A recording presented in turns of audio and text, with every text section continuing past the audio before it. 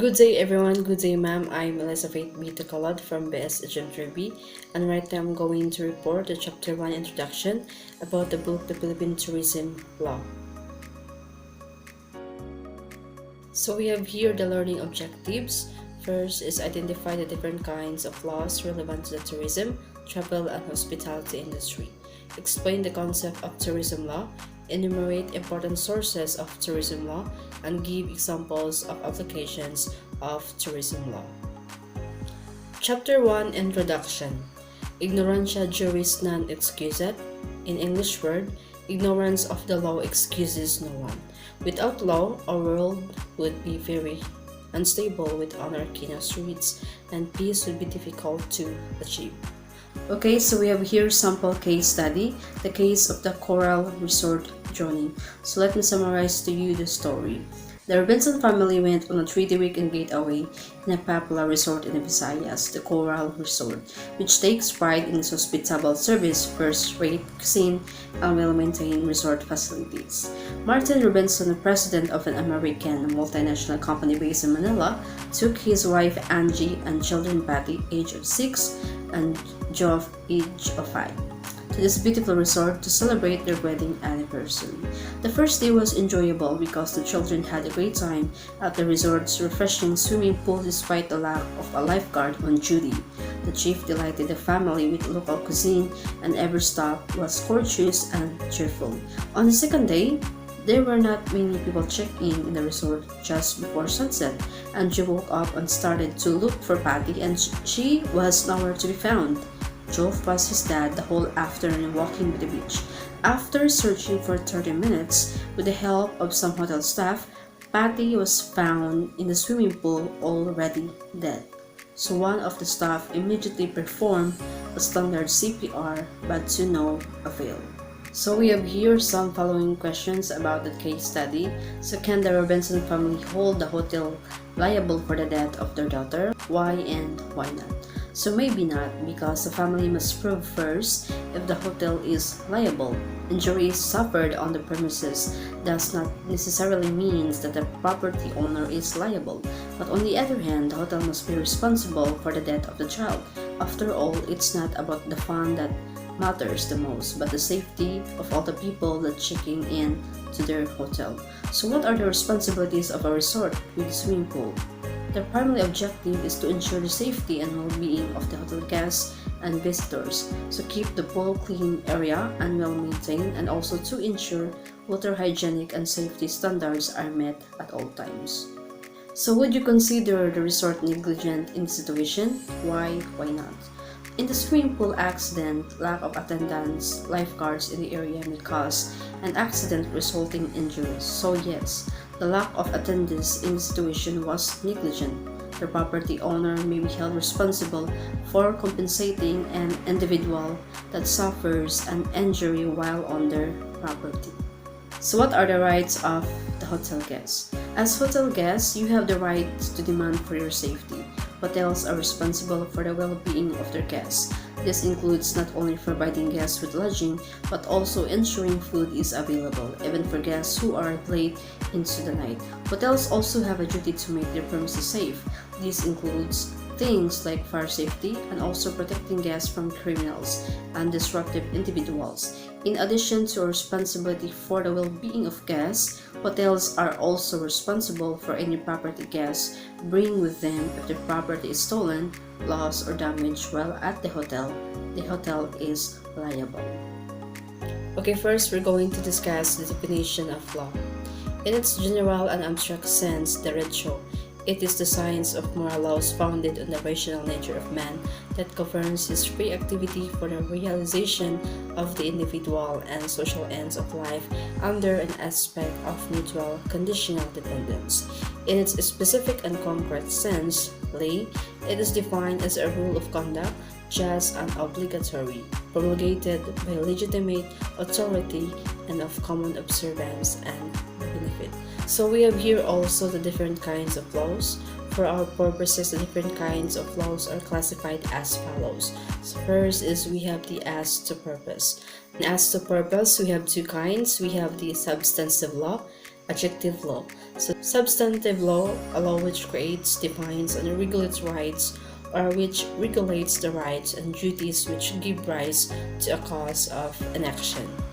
Adjective law, a law which provides the method of aiding and protecting certain rights. So we have here also the as to scope. First is the general or public law, a law which applies to all the people of the state or to all of a particular class of persons in a state with equal force and obligations. So we have here the examples like criminal law, international law, and the political law. So criminal law means a law dealing with crimes and their punishment as well as a procedure for that purpose. International law, body of rules or principles of action governing the relations between states.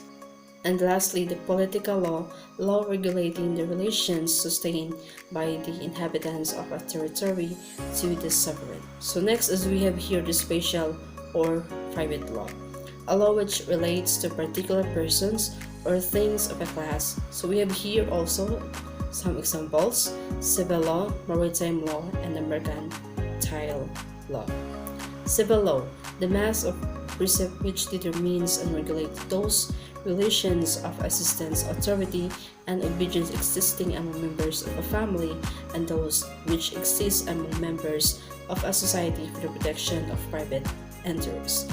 Maritime law, the law of dealing with commerce by sea, involving regulation of ships and harbors and status of seamen. Mercantile law, the law of commercial transactions derived from the law of merchants, which includes commercial paper, insurance, and other types of agency.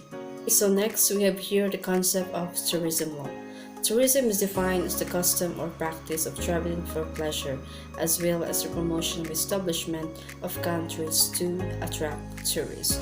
Tourism law may be defined as a body of rules or principles of action which deals with the regulation, authority, relations, and obedience among members of a society involved in tourist travel and accommodation.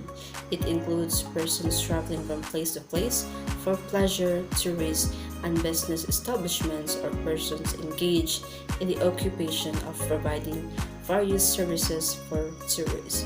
The World Tourism Organization defines tourism as the activities of persons traveling to and staying in places outside their usual environment for not more than one consecutive year for leisure, business, and other purposes. We have here the importance and application of tourism law. Today's society has evolved wherein business establishments engaged in tourism have been in the food service, hotel service, transportation service, travel and tour operations, event management, and even medical tourism, among others, all for the interest of gratification, happiness, amusement, and entertainment of people traveling from place to place. E-commerce has now been considered a way of necessity to do business in tourism. All things being considered, it will not be denied that there are now various or even millions of commercial transactions involved in tourism. In addition, numerous regulations are being imposed by the different government agencies in order to promote tourism development for national interest. Hence, there is a need to study the different principles and statutes governing tourism development. This book will deal with the various laws governing Philippine tourism, including the various government agencies involved therein. It will also provide current situations existing in the tourism, travel, and hospitality industry, which may be analyzed, interpreted, and resolved applying existing jurisprudence and legislation. So we have here also the sources of law relevant to the tourism, travel, and hospitality industry. So first is we have here the Philippine Constitution, where it is the fundamental law of the land to which all other laws must conform. Second is the statutes or legislative enactments. It is the written will of the legislative department, rendered authentic by certain prescribed forms and solemnities prescribing rules of action or civil conduct with respect to person, things, or laws. Example for these are the Dangerous Drugs Act, Public Service Act, Civil Code of the Philippines, Labor Code of the Philippines, Revised Penal Code, seatbelt law, and the local government ordinances.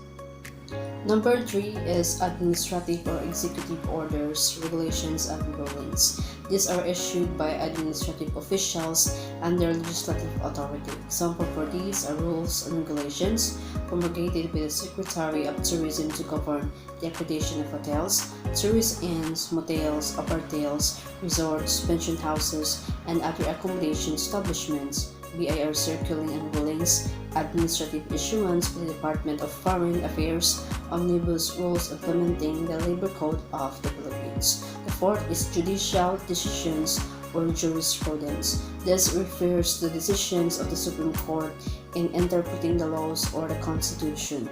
Fifth is custom. It is a rule of conduct which in a given place and among given groups of people has been followed for an appreciable time. So sixth last is other sources. This refers to the decisions of foreign tribunals and opinions of textbook writers.